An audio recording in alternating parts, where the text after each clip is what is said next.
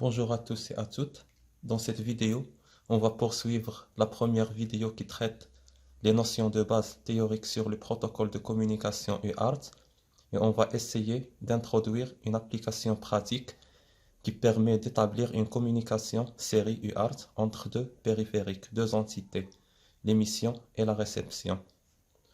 Et commençons par un petit rappel sur le protocole UART. Déjà, on a vu que l'UART c'est un acronyme anglais de Universal Asynchronous Receiver Transmitter. Comme son nom l'indique, c'est un protocole de communication asynchrone universel. Donc déjà, dans les protocoles de communication, on distingue, comme vu précédemment, trois types de protocoles. Donc, soit les communications simplex, dans laquelle on a un seul canal de communication et les informations sont transmises de manière unidirectionnelle. Ça veut dire de l'émetteur vers le récepteur. Le deuxième type, c'est les protocoles de communication half duplex. Donc half duplex, ça veut dire que nous avons deux entités qui peuvent jouer le rôle de l'émission et de réception à la fois. Mais cette émission se fait de manière alternée. Ça veut dire je ne peux que transmettre ou recevoir à la fois. Donc le troisième type, c'est le type full duplex. Ça veut dire que la partie d'émission, réception, il peut jouer les deux rôles à la fois. Il peut transmettre et recevoir en même temps. Donc notre communication UART, c'est une communication en full duplex. Ça veut dire qu'il peut transmettre et recevoir les informations au même instant. Donc déjà, concernant la connectique de ce protocole, est le suivant. Donc pour les deux entités UART, pour chaque entité, on a une entrée ou pardon, une pin de transmission, une pin de réception et bien sûr une masse, une entrée de référence. Donc bien sûr, on peut rencontrer pratiquement d'autres pins comme le CTS et le RTS. Donc ce sont des entrées de gestion de flux matériel. Donc on ne va pas s'intéresser beaucoup à ces deux entrées-là. Ce qui nous intéresse, c'est la pin de transmission, la pin de réception. Donc en contrepartie, dans la partie de réception elle-même, il inclut une pin de transmission et une pin de réception et bien sûr une entrée de référence. Donc pour établir une communication UART, on doit respecter le brochage suivant. Donc on doit mettre les deux entités sur la même référence. Ça veut dire la masse. De manière générale, on travaille avec la référence nulle. Et il faut croiser les pins de transmission et de réception. Ça veut dire qu'il faut brancher le TX, donc la transmission de l'émetteur, avec la réception du récepteur et l'inverse. La transmission du récepteur avec la réception de l'émetteur. Donc on appelle cette liaison la liaison croisée, puisqu'on croise la transmission avec la réception pour les deux entités. Donc, déjà cette communication est dite asynchrone. Asynchrone, ça veut dire on n'a pas de ligne d'horloge physique. Donc, pour synchroniser les deux entités, l'émission et la réception, on doit assurer et garder la même configuration à l'émission qu'à la réception. Lorsqu'on parle de la même configuration, ça veut dire on doit respecter les mêmes paramètres. Ça veut dire le même baud. Donc la même vitesse de transmission. On suppose qu'on travaille avec le 9600 à l'émission, ça veut dire 9600 bits par seconde. On doit garder le même débit de transmission à la réception. Sinon, on va désynchroniser l'émission et on va introduire des erreurs de transmission. Donc le deuxième paramètre, c'est plus la vitesse de transmission. On doit avoir la même configuration de parité. Ça veut dire si on travaille avec une parité paire à l'émission, on doit réserver la même parité à la réception. Si on n'a pas de parité, il faut désactiver la parité à la réception, ainsi de suite. Donc on parle de parité. Troisième point, il faut garder le même nombre de bits de stop. Donc le bit de stop, c'est le dernier champ dans une trame UART. Il est utilisé pour signaler la fin de transmission au récepteur. C'est bon? Et on a trois configurations pour le bit de stop. Soit 1 bit, soit 1,5 bit, soit 2 bits. Ça veut dire soit il prend le temps nécessaire pour transmettre un bit, soit le temps nécessaire pour transmettre un bit et demi, soit 2 fois le temps nécessaire pour transmettre un bit. Donc il faut garder le même nombre de bits de stop à l'émission qu'à la réception. Donc pour renforcer ce que je viens d'expliquer de manière pratique, on va prendre l'exemple suivant. Donc on va essayer de contrôler à partir d'un microcontrôleur 3 indicateurs LED. Donc ces 3 indicateurs LED seront contrôlés par 3 boutons poussoirs. Et bien sûr, la communication sera effectuée via une communication UART. Donc et le schéma sera comme suit. Donc le schéma électronique est le suivant. Donc bien sûr, on doit avoir une entité de transmission. Ça c'est le transmetteur, transmission. Donc à la réception, on doit avoir une entité de réception, receiver. Donc bien sûr, l'objectif c'est de contrôler 3 LED. Donc ça veut dire on doit brancher les 3 LED avec la partie de réception. Donc pour le brochage des LED, bien sûr, on doit les mettre en serré avec des résistances pour limiter le courant qui les parcourt. Ça, c'est notre première LED. Ça, c'est notre deuxième LED. Et ça, c'est notre troisième LED. On va les numéroter par L1, L2 et L3. Donc, on va utiliser ces notations-là, ces étiquettes dans la programmation pour simplifier le codage. Donc, dans la partie de réception.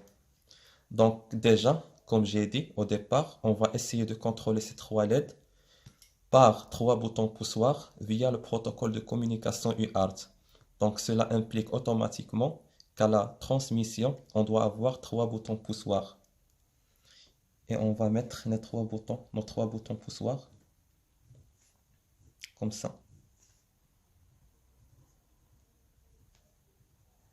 Ça c'est B1, B2 et B3. On doit les connecter, les relier à la masse. Donc déjà, comme vu dans les modules de l'électronique de manière générale, pour connecter un switch ou un bouton poussoir, on doit forcer l'état de repos. Ça veut dire l'état de l'entrée lié au microcontrôleur si le bouton poussoir est relâché. Ça veut dire à l'état ouvert. Donc pour ce faire, on doit forcer des résistances de ce qu'on appelle les résistances de pull-up, de forçage de l'état de repos à 1. Donc je vais insérer les boutons de forçage, pardon, les résistances de pull-up. Ça c'est la première résistance. Ça c'est la deuxième résistance. Ça c'est la troisième résistance. On va relier les 3 résistances à 5 volts. Donc déjà le rôle de ces 3 résistances, c'est de forcer l'état de repos de ces 3 entrées. Donc déjà, on a maintenant le schéma électronique de l'émission. Ça, c'est le schéma électronique de réception. Donc, comme j'ai dit, la communication sera établie via le protocole UART. Donc, pour ce faire, on va relier les deux par une paire torsadée.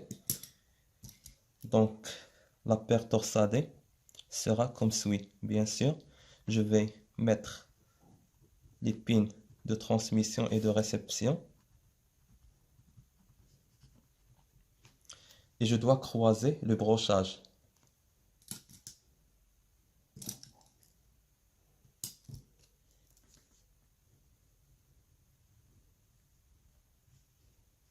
Donc le TX avec le RX. et le TX de la réception avec le RX de réception. Donc ça, c'est une paire torsadée.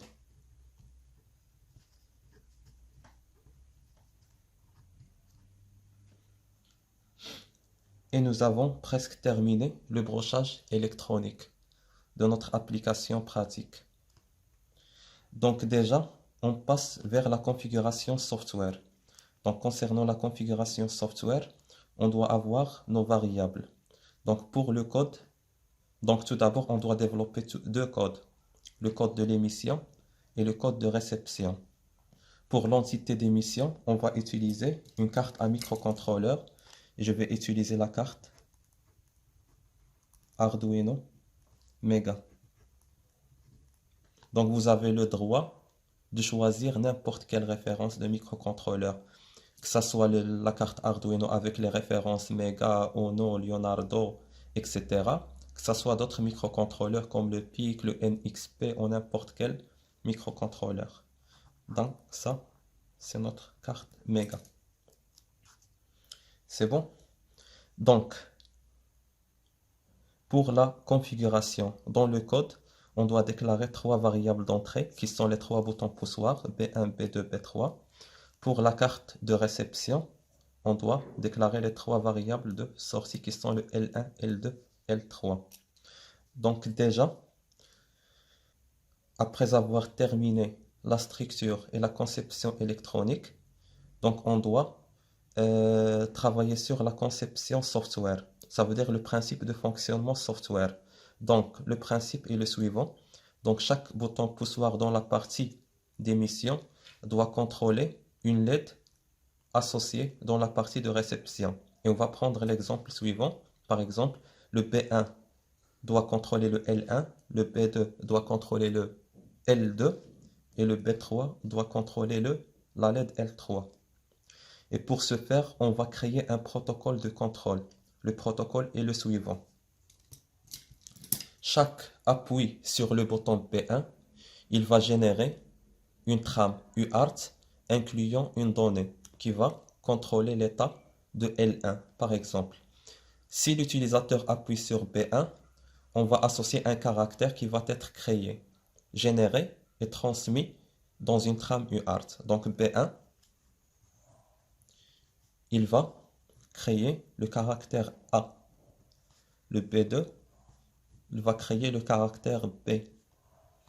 Le B3, ce sont les boutons, va créer le caractère C. Donc, on va créer un caractère de repos. Si par exemple, les boutons B1, B2 et B3 sont à l'état de repos, on va créer le caractère E. Donc, à la réception, si le récepteur reçoit le caractère A, il va connaître déjà que l'utilisateur a appuyé sur le bouton B1. Donc, il doit générer un signal qui allume la LED L1. La même chose pour B2 et pour B3. Si l'utilisateur n'appuie sur aucun bouton, ça veut dire qu'on est dans l'état de repos. Déjà, le transmetteur, il doit générer le caractère E qui va éteindre les trois LED. Il va forcer l'état des trois LED à 0. Donc, je pense que nous avons terminé le nécessaire théorique et on passe vers la pratique. Donc, pour développer ce genre de projet, vous aurez besoin, bien sûr, de cartes Arduino. On doit avoir deux maquettes d'essai pour les montages électroniques. Bien sûr, dans la partie de l'émission, on doit avoir les trois LED avec les trois résistances de limitation de courant. À la partie émission, on doit avoir trois boutons poussoirs. Donc ici, vous allez remarquer que je ne vais pas utiliser des résistances de pull-up physique. Je vais activer des résistances de pull-up internes inclus dans le microcontrôleur. Déjà, si vous cherchez dans le datasheet de la carte Arduino, vous allez trouver que le port A et B de cette carte il supporte l'activation des résistances de pull-up internes. Ça veut dire que je vais utiliser juste les 3 boutons externes. Je vais activer les résistances de pull-up de manière software. Donc, bien sûr, pour les liaisons, on aura besoin de quelques fils. Pour établir la communication entre les deux entités émission et réception, ça veut dire le microcontrôleur A et le microcontrôleur B, donc je vais utiliser une paire torsadée. Donc, pour la paire torsadée, vous pouvez la récupérer à partir d'un câble Ethernet simple. Et on commence notre application.